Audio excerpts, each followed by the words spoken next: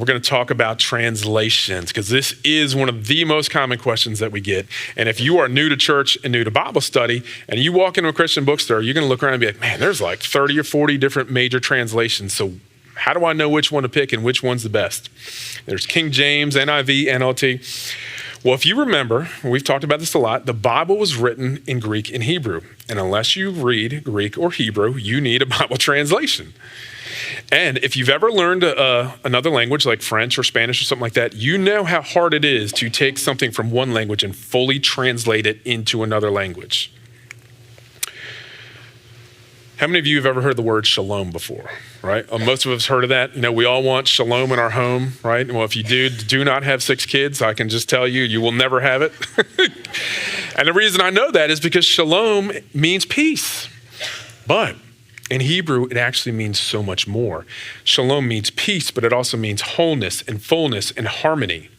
And so how do you take that full meaning and translate it into English? The problem is you can't. You can never fully take that and translate it over. And so anytime we're making a translation, we have to make a choice about how we want to do that and how we want to convey the full meaning of a word like shalom.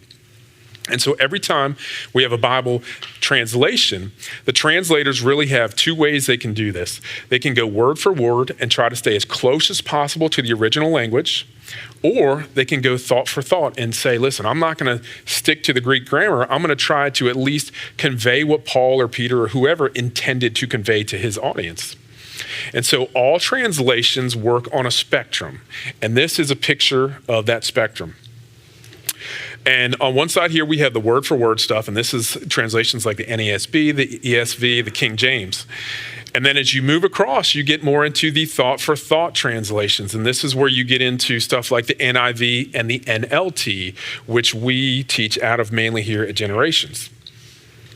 Now, regardless of where they fall on the spectrum, just know that all of these different Bible translations that you find out there are put together by large committees of scholars who are trained in theology and trained in the original languages.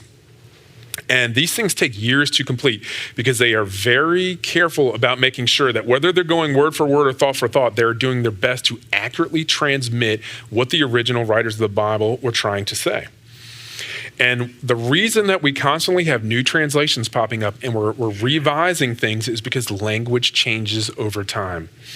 You know, the slang that I used as a kid is not the slang that kids use today. You know, that's one of the ways you know you're getting older is when you can't understand what the kids are talking about anymore. And I feel like I'm dating myself saying that. But it's also, you know, we don't speak Shakespearean English anymore. And as great as a translation as the King James was, it had to be updated. That's why there's a new King James, because language is always changing. So, the burning question, which translation is best? It is the one you're going to read and the one that makes sense to you. You know, most of the time here at Generations, we're teaching out of the NLT right here, which is a thought for thought. And it's a great translation. And the goal of it was to produce an updated copy, you know, easily to read for the 21st century. And it's done that. But all of these are good translations. The most important thing is it doesn't matter how good the translation is if you're not going to read it. The only caution I do have for you guys on this is that as you move across the spectrum, you see on the right-hand side there what's called a paraphrase. And these are things like the Message Bible or the Living Bible. And the goal of a paraphrase is to make the Bible very easy to read, especially for people who don't like to read the Bible. And that is a great intention. And my only caution is that paraphrases are not a work of a group of translators. They don't go back to the original text. And so typically what they are is they are the work of one individual, and it is their personal interpretation of what the Bible is saying. And so I'm not telling you not to read those. I'm just telling you, just be careful to make that your only source of biblical knowledge.